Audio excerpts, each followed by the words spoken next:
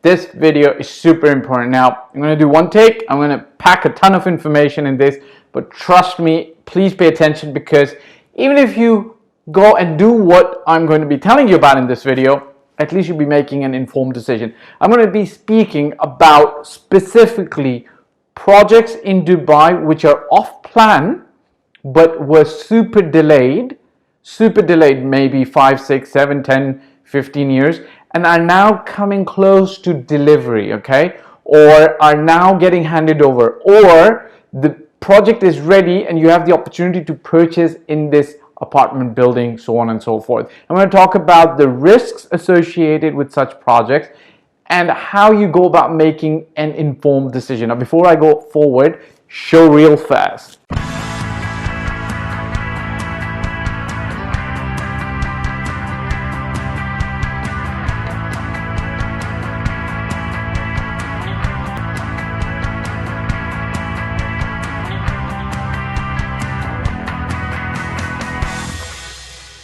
Welcome back. So let me give you a little bit of a background, okay? Now, if you guys want a real background on the Dubai real estate market, hopefully my team can actually pin it in the description. Check out one of my videos on what happened in the Dubai real estate market between 2003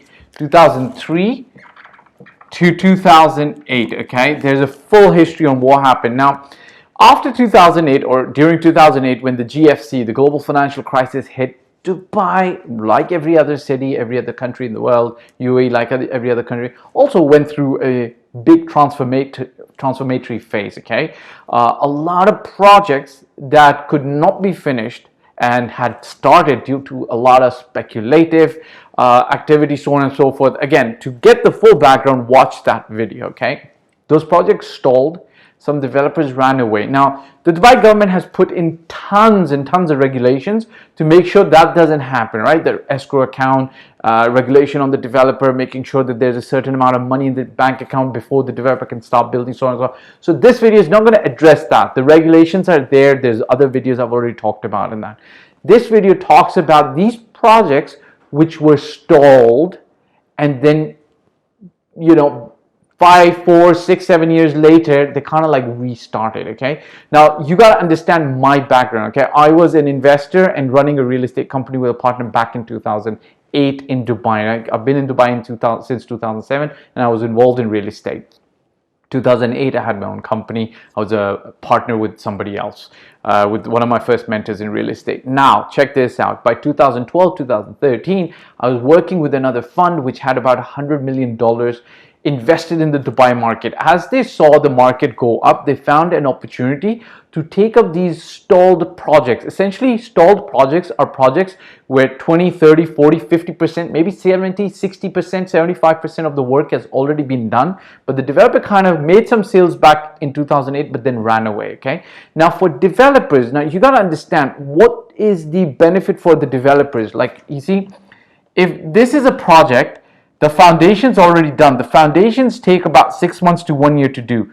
And if the superstructure's already been done, let's say the building's at 30% or 40% or 70% completion, essentially speaking, what the developers can do is get into this project, put in, oh, by the way, the developers, what they could do in 2013 and 14 is, even if 40% has been done, they could acquire this project by paying only 20% or less, right? Less, because essentially speaking, the Dubai government wanted the project to get finished and they were ready to allot it to somebody who had the financial capacity and the strength to finish the project, so that everybody else who had sold these little apartments could finally get delivery. So, the Dubai government and the developers, they were looking for a win-win. The developers pays only 20% for something that's already completed, 40%, and then does the balance, completion, gets to sell on some of the other real estate assets that are still in the development and recuperates a heavy, good profit margin, or not a heavy, good, but recuperates a good profit margin. Now, being involved with this fund, we had about $100 million invested across the Dubai market, sometimes more than that, and this was some of this was actually invested in projects which were defaulted or had stopped and were starting to now come on. Like we had one building with 64 apartments that we sold on in the Dubai Sports City, another building with, you know, so there was a lot, right? So give you an idea, I've got a huge massive background in understanding what a defaulted project looks like, what a developer when it takes it on has to do, and what the end product when it's delivered looks like. Okay, now here's something that you as an investor need to understand, and it's very easy. If you do a little bit of research, you'll very easily be able to see if the project that's getting done. There's this website called Prop Search. Okay, Prop Search. Okay, you don't need to ask anybody else, just Google it and you'll be able to get information on the particular project when it started. So for instance, two projects that came into my eyes recently, there's one that started in 2006 and it's going to get delivered in 2022, right? So that's 17 years under development. Okay, so you can easily look at this. Now something that you need to understand, okay, how does the deal get put together? How does the deal get put together? Essentially speaking, the deal gets put together like this. If this project is at, let's say, at 40% completion, stated by the previous developer that they managed to actually complete 40%, this 40% is sometimes inflated. The reason is, or it's miscalculated. You know, HVAC, piping, plumbing could have gone rusty, things need to get changed, because, you know, anything that started in 2006, can you imagine after 10 years what the condition of that property or that structure is going to be, right? Now, the person who's acquiring it, even with that 40% that's already overestimated, the person that's acquiring it is going to try to estimate that 30% of it is completed, and they're going to want to pay only 30% or 20%, right? Essentially speaking, because the new company that acquires this project takes on a ton of liability. Like, essentially speaking, nobody can then sue this company. This company is out of the picture. They take on the liability, they take on the responsibility to finish this project and bring it up to completion, right? So up to completion, let's put stars around it. Okay, so essentially speaking, to make sure things happen well, right? So now this gap, there's a lot of issue that can happen in this gap, right? The seller said, hey, I completed 40%, you only need to do 60%. Maybe it was only 35%, but upon inspection it comes down to 25%. Okay, the buyer, they said, okay, we're able to buy you out at 20 or 30%, and they still think, oh, there's still a profit margin because, hey, he's claiming 40%. But as they start work on the development, they realize, oh my God, the actual completion is only 25%. This 15% balance, which we thought would have been our profit margin, we need to now put in from our pocket. Now, the whole building can't be sold, because you remember these little shenanigans. Apartments were pre-sold in 2008. These guys are actually waiting to get their apartments. You know, depends on what price they were sold at. You can't go after them and get tons of more money from them. Essentially speaking, whatever inventory was left in the building, the developer gets to sell that off and try to recuperate the profit. Now here's the issue.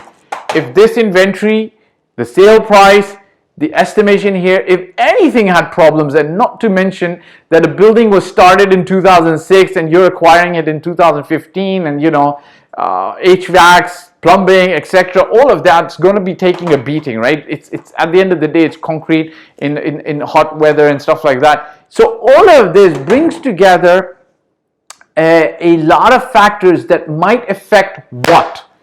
That might affect, can I write this here? Let's write it here. Let's write it here. You know, I'm supposed to get a nice, okay, quality.